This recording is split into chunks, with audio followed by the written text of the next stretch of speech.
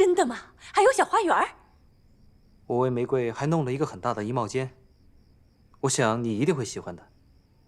太有心了，玫瑰啊，这下好了，房子大了，过几天我约几个姐妹到家里打打麻将，推推牌九。但我平常的生活比较喜欢安静，虽然说我们会住在一起，但我还是希望和玫瑰多一些相处的时间。我明白，我明白，刚才我只是开玩笑，我才不会打扰你们。哎，不过什么时候搬呢？随时都可以，这就看玫瑰了。因为我觉得那里离市区比较远，进出不太方便。哎呦，那文斌呢？会用车接我们进进出出，是不是啊？当然，没有关系。新房子已经准备好了，随时搬都可以。如果你不想搬的话，那我就把这里买下来，等我们度蜜月之后再决定，好吗？好。那我就先回家了。哎，文斌，天都要黑了，要不然你就在这儿过夜吧。还是不要了吧。玫瑰今天已经累了。再见。再见。我送你。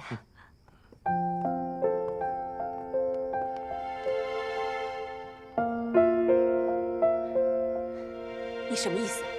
你就不想搬出这个破房子了？不是，咱们住了这么久，不已经住习惯了吗？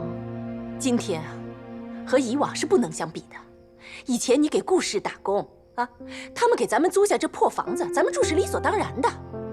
可你现在马上成为孔家的媳妇了，住这里不觉得寒酸吗？那我都住习惯了，我不想搬来搬去。这个习惯可以改。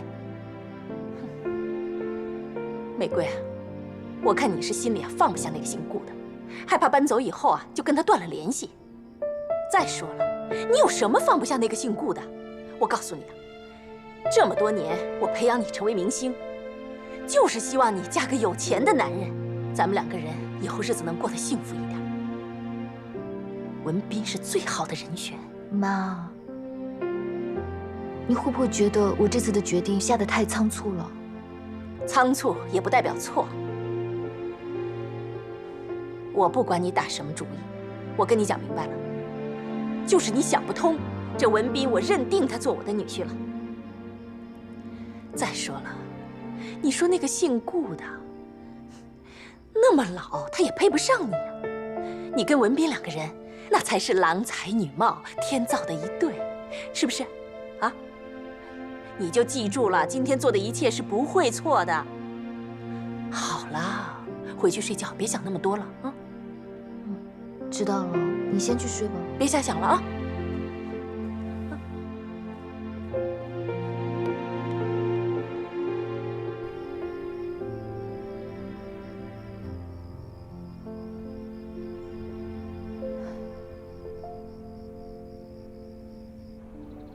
自从他决定回到那个男人身边，就跟我吵了一架。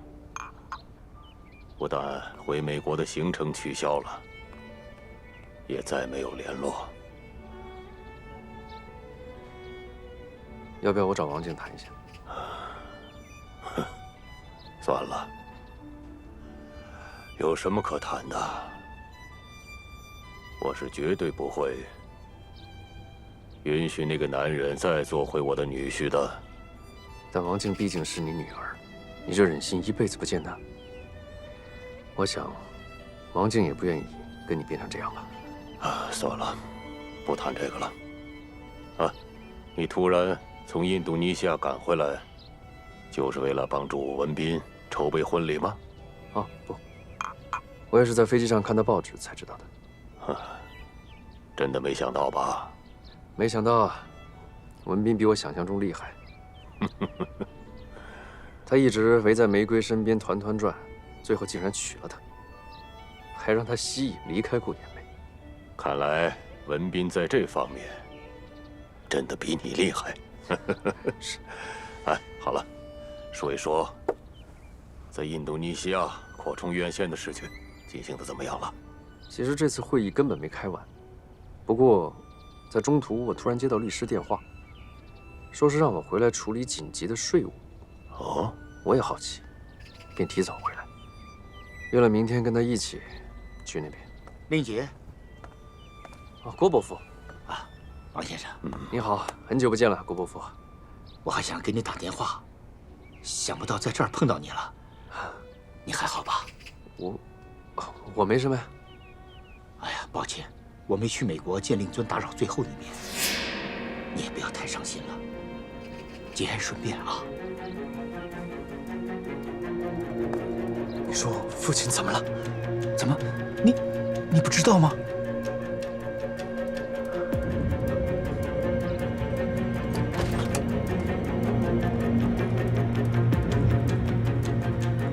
住手！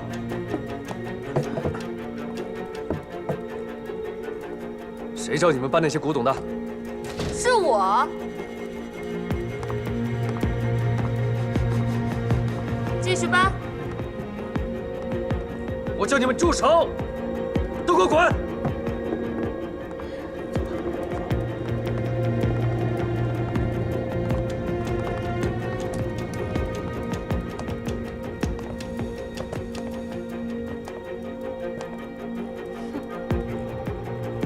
我爸死了，你为什么不告诉我？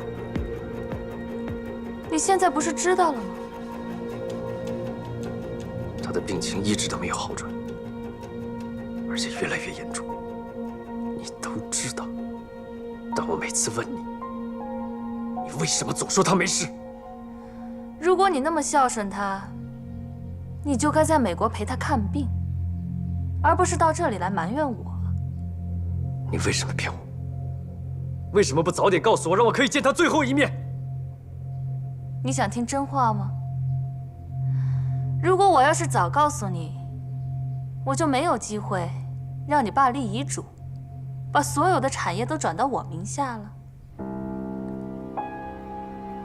你说什么？从今天起，不管是一帆风酒店，还是帆船湾酒店，都不再属于你。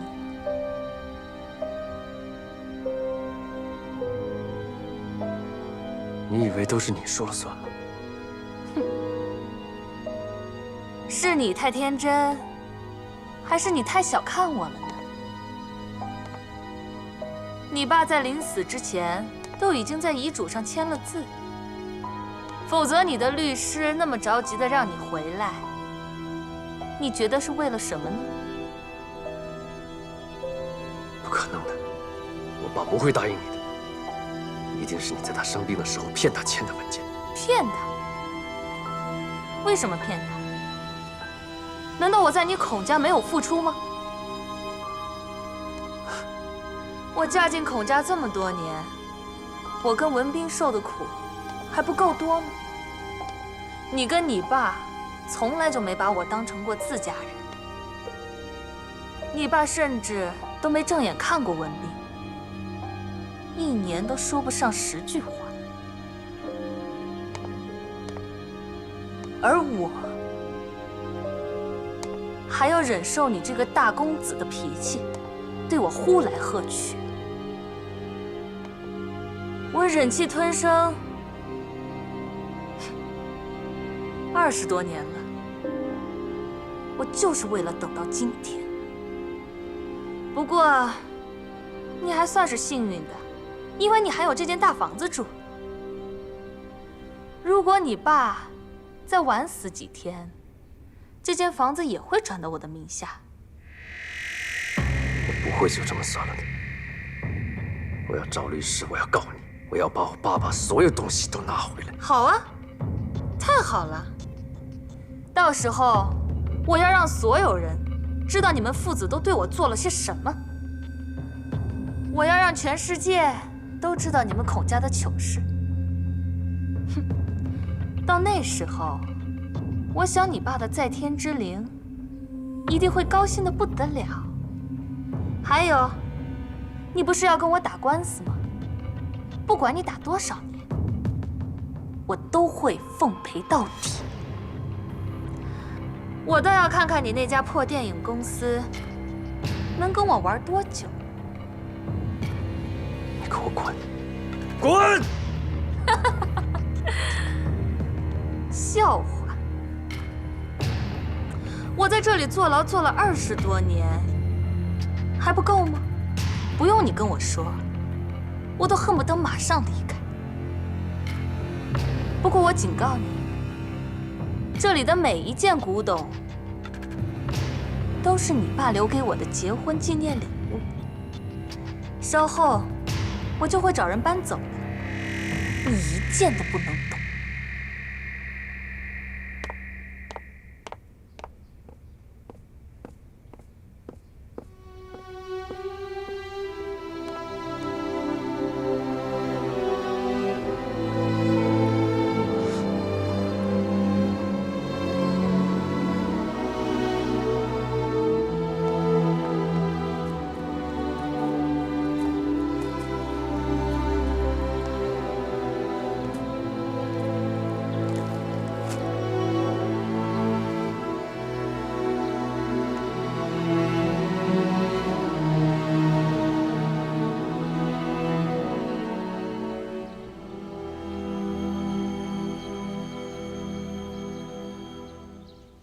你还记得伯父伯母以前总喜欢把我当女婿的日子吗？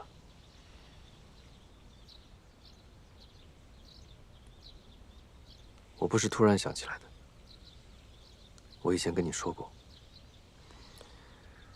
我印象最深刻的就是我们年少时的感情，你不认同吗？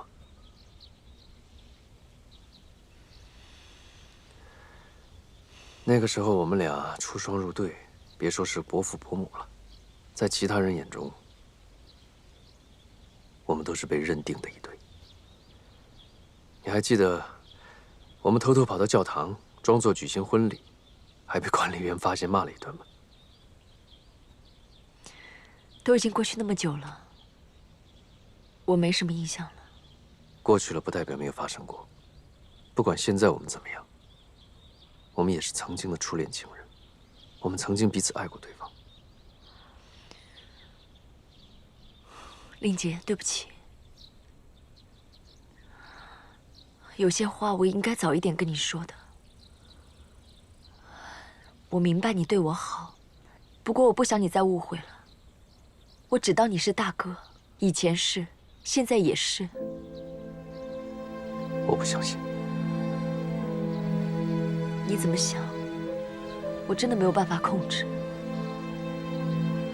但对我来说， 让我动情的是严梅，我很清楚，我跟严梅才是真正的爱情。如果他现在对你不好，你还一样对他吗？你说什么？我相信他，他绝对不会的。你确定吗？就算他什么都没有做，你确定他的心也没有变吗？你只是单方面的爱着他，一味的为他付出，这不叫爱情。 这一点我比你更清楚，小玉。我只是希望你幸福，别那么固执，别再去伤害自己。人是会变的，如果他忘记了以前对你的感觉，你就算勉强留在他身边，最后受伤害的也只是你自己。我们夫妻间的事，我们会自己解决的。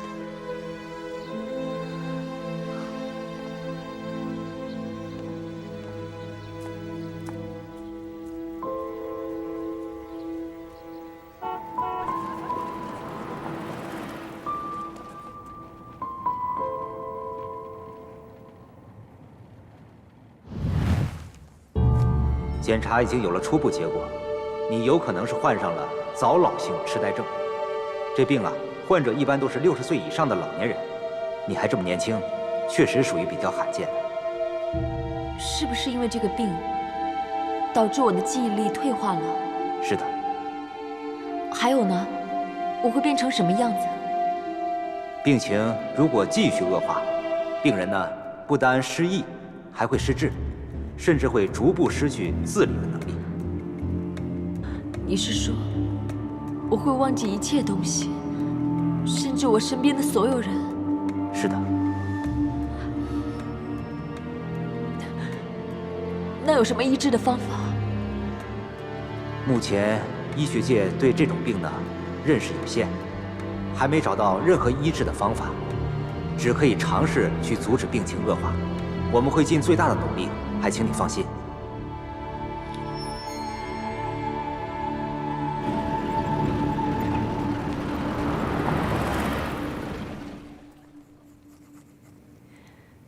老天为什么要这样对我？文文、彤彤，你们在美国好吗？妈妈好想你们。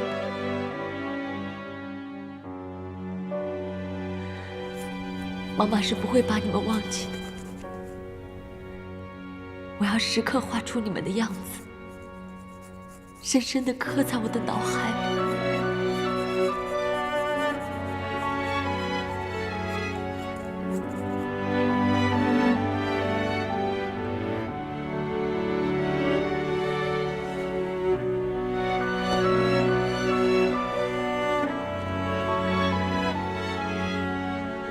妍梅，我不敢想象，如果有一天我把你忘记了，不认得你了，那是多么的残酷，可我自己却不知道。如果这一天真的来临，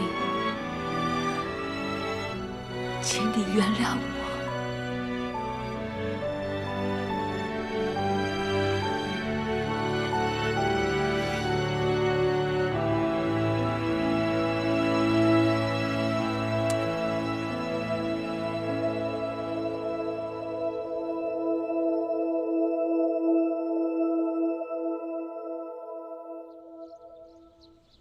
来，小朋友们，大家准备都站好了。来，小朋友们，笑一笑。 3，开始。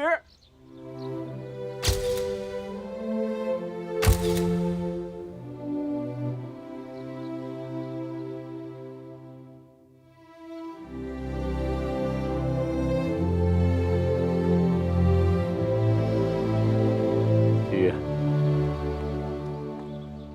小田，跟四婶道别了吗？我们差不多该去车站了。时间不是还早吗？你妈妈怕路上堵车，已经在车上等你了。快。再见了，四婶。你好好保重啊。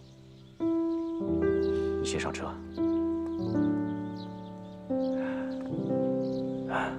碧月，我昨天跟你说的事情，你有没有再认真考虑一下？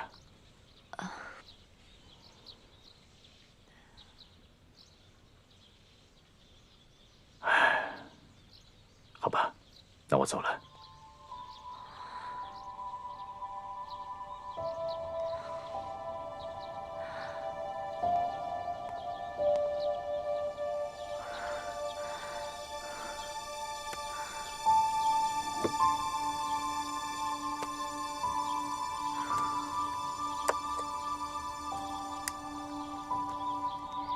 我要把每件事情都记下来。胡碧玉，你不能把你的亲人朋友都忘记了。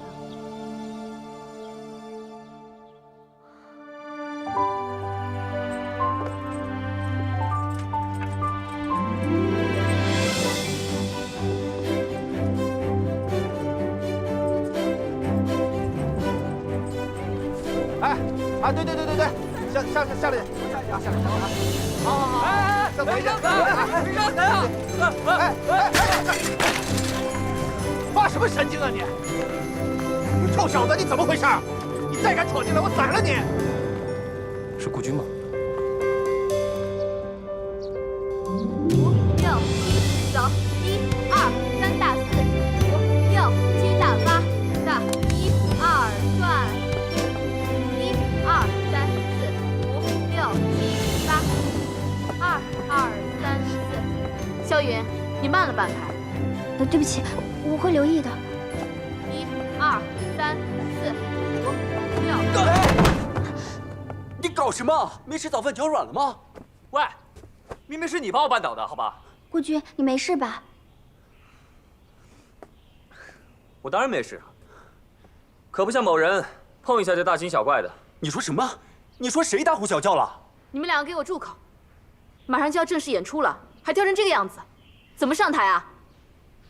老师，大家跳了一早上也累了，就休息15分钟吧。哎，反正我是跳不动了，再这样跳下去，还没正式演出，大家全累倒了。你们这班少爷兵，休息15分钟吧。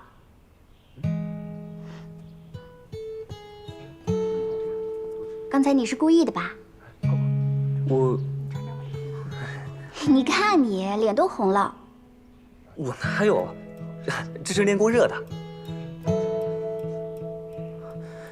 小云，等明天演出完之后休息，你有什么计划吗？没有吧？太好了，我明天想带你去。杜鹃，你看我的脚踝都发红了，都是你害的。红了又怎么样？你是女人吗？娘娘腔！你有胆再说一遍！我说你娘，怎么？你们俩别这你样！动手是吗？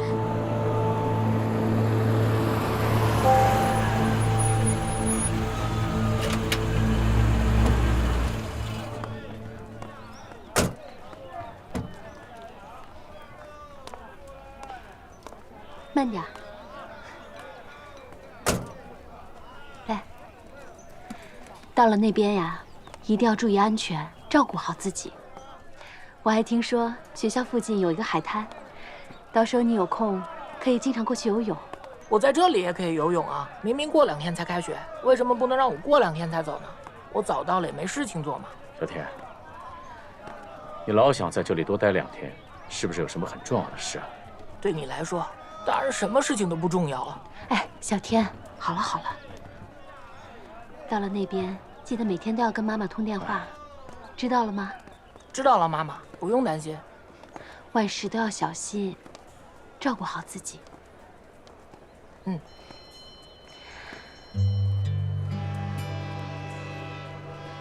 妈妈再见。再见。哎，你不跟爸爸道别吗？我走了。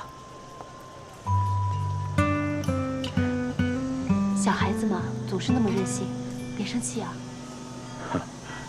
我怎么会生气呢？都这么多年了，我早习惯他用这种态度对待我了。好了好了，都看不见了，走吧。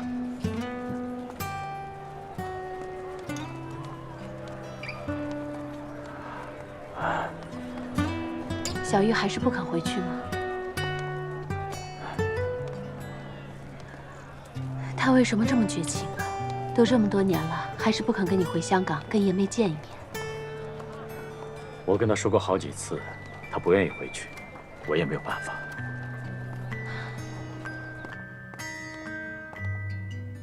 你呀，你根本就无心问学，要求加入训练班，就是为了追女孩子是吧？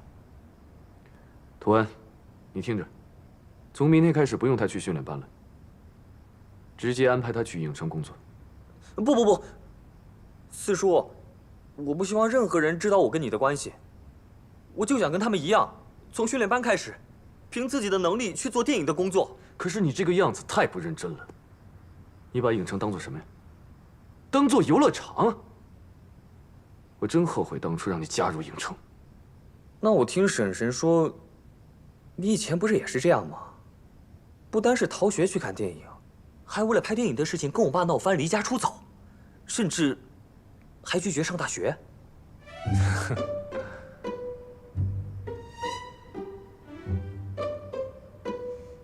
哎呀，好了，四叔，你就相信我吧，我一定会像你一样努力完成自己的梦想。你的梦想是什么呀？这个，我还没想好。你这个臭小子！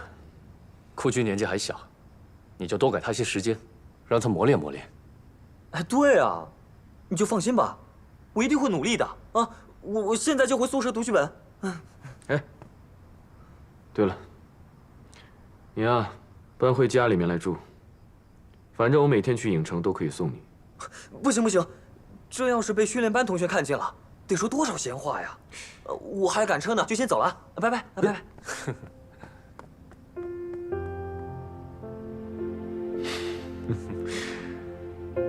我现在终于明白了，当初为什么会让大哥那么生气。所以啊，你就不用担心了。或许，顾军将来能取得和你一样的成就，成为顾氏的接班人。哎，你认识他现在在追求的那个女孩子吗？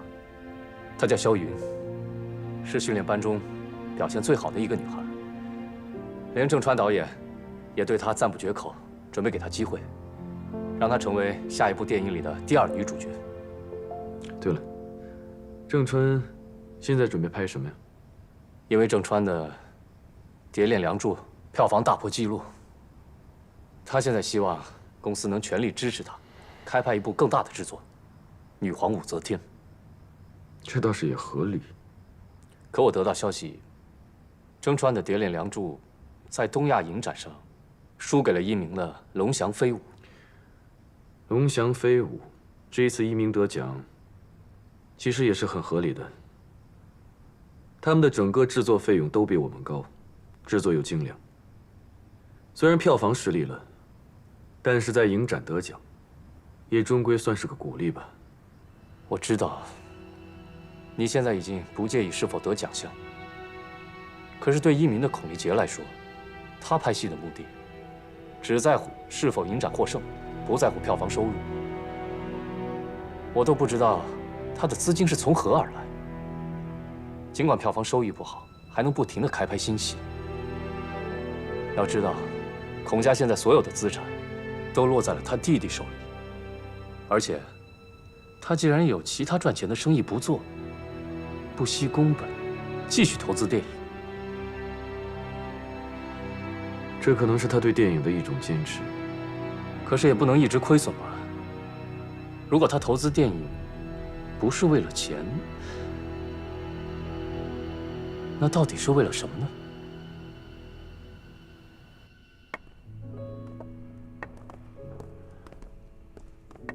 哎呀，时间过得可真快！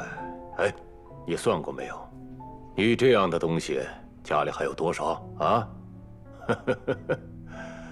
哎呀，令杰啊，你还要赢多少才满足啊？没想到啊，我们花了那么多的钱去拍电影，最后就赢了这一堆奖杯。你觉得这值吗？干爹，您的意思是不想再跟我一起投资做电影了？哎，不，你说干儿子，只要我的能力所能达得到的，我一定会支持你到底的。哎呀，当然了，如果你把钱投到更有价值的地方，我会更开心。干爹，你还记得吗？多年以前，你去医院探望我的时候，当时因为我这条腿，因为小玉离开了我差一点把自己全部放弃了。可后来是您提醒了我，说做人输了什么都可以，但自尊不能输。可你想的只是去赢顾延梅，啊？你早就赢了呀！这些年来，几乎所有的大将都归一鸣了吧？他们夫妻俩几乎不见面，你还要赢他什么呢？啊？哎呀，有斗志当然是好事，但是要用在合适的地方。如果不是你坚持经营一鸣，而是把钱投资在酒店的生意上，以你的经验，你早就东山再起了。这个我明白，但我要赢的人不是孔文斌。糊涂！孔文斌才是你的仇人。他们母子俩如此恶毒，将你的财产全都骗走了，害得你一无所有。你怎么能放过他们？啊？令杰，听干爹一句劝，别再固执了，不要再浪费时间和金钱去对付那个顾延梅。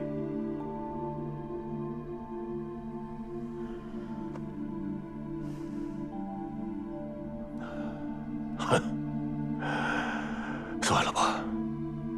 如果你能接受我的意见，早几年你就接受了。现在我说什么也没什么用了。但是我要告诉你，坚持和固执是有区别的。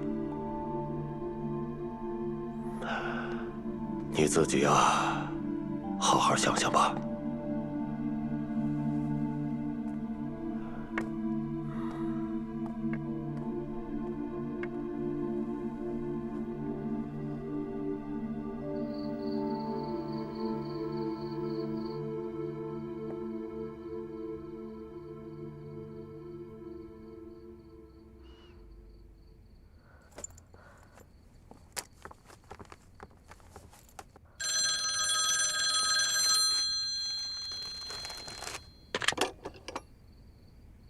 喂，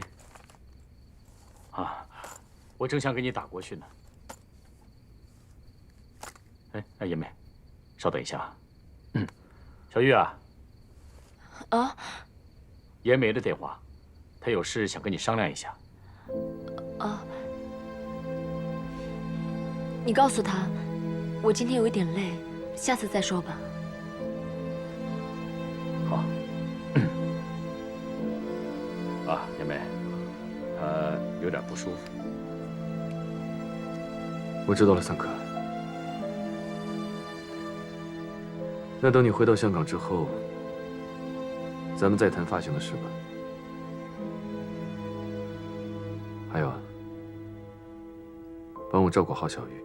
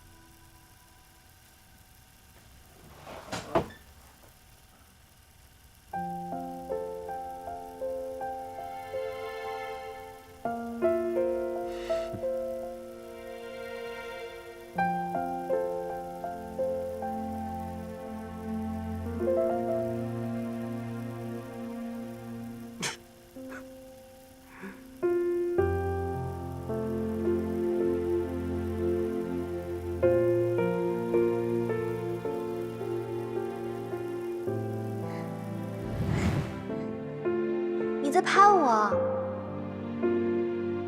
你不用管我，继续挑。你别拍我，我今天不好看，头发也不好看，别拍了，不要拍我了。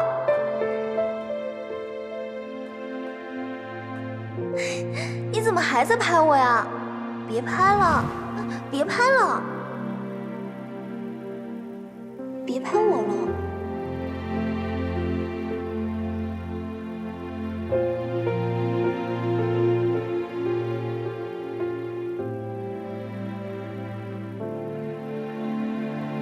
小玉，你说的没错，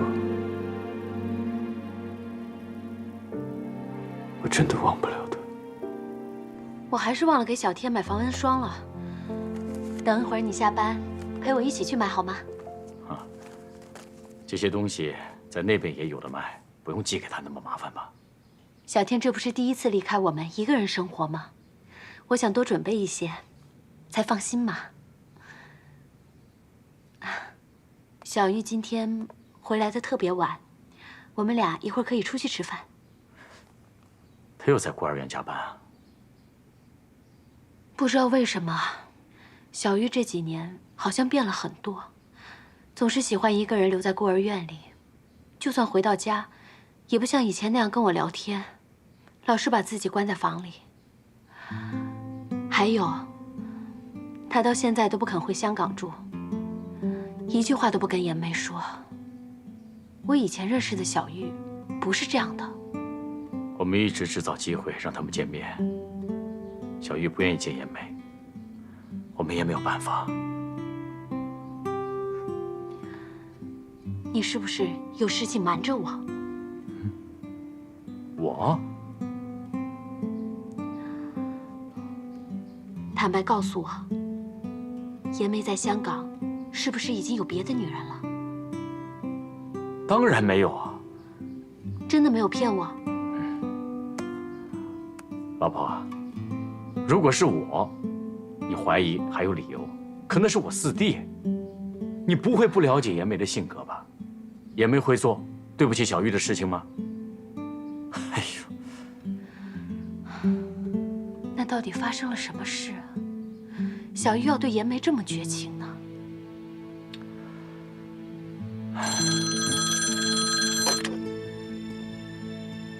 喂，啊，是我。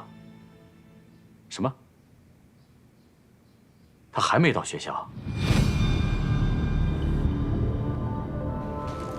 导演，顾老板说这新戏的女主角差不多是该定了。顾老板说待会儿有个空档，想让我们过去跟他见面聊一聊。他有空我就要去应酬他呀，我可没那时间招呼他。可是今天我们通告已经完了呀，我已经答应顾老板说可以开会的。哎，你别顾老板长顾老板短的，你知道吗？在顾氏最能赚钱的人是谁呀？最有权力和地位的人是谁呀？不是林图安，也不是顾延梅，是我陆正川。你要升职加薪呢，还都得靠着我。是，那当然了。最近顾氏电影的票房全靠陆大导你一个人撑起的。唉，让顾延梅她等着吧。不过这新片《仙女传》的女主角，我心中已有人选了。我就知道陆大导你一定有自己的想法。燕兰，之前的影片上映大卖，她现在可是当红的女主角啊。燕兰，太闷了吧？我怕观众很快就会对她厌倦。这次啊，我想尝试新的。您是想捧新人吗？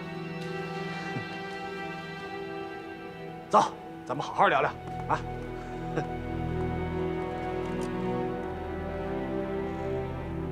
我已经安排了记者，在下星期的杀青日来片场做宣传。女皇武则天不是这个星期应该拍完吗？你也知道郑川的脾性，他前天看过毛片，觉得有2场戏不满意，便要求重拍了。郑川他虽然是卖座的导演，但是你要提醒他，超支的问题不能太严重。他怎么会听我的？他正在计划他的下一部新戏《仙女传》，还要求会计部门增加制作费用。不过他有一个提议，倒是蛮有噱头的。他有什么提议啊？他想请玫瑰复出，作为《仙女传》的女主角。你们怎么会想到要请她呢？你没看今天的报纸吗？玫瑰和她的老公从美国回来了，他们只是在机场露一露面，变成了今天的头版新闻。我知道，你是不想让记者把你和他的旧事重提。我尽量说服郑川，打消这个念头。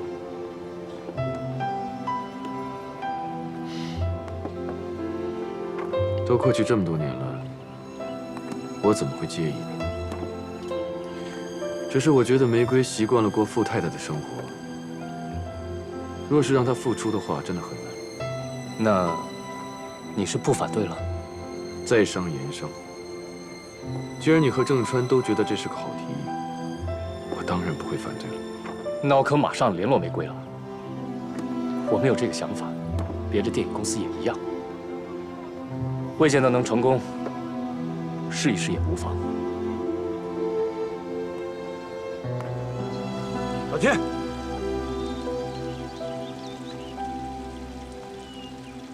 你答应过要保守这个秘密，你现在叫我回去怎么解释？有什么不能说？我只是想去祭拜一下我的亲生母亲而已。可是也不能让王静妈妈知道啊！我妈妈只有一个，她已经死了。本来我还有一个爸爸，但在我心里面，他也已经死了。因为从一开始他就不让我叫他爸爸。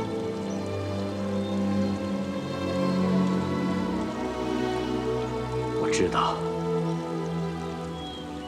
这么多年，让你一直说谎，是难为你了。可是小天，我也是为了这个家呀。那只是你的家，不是我的家。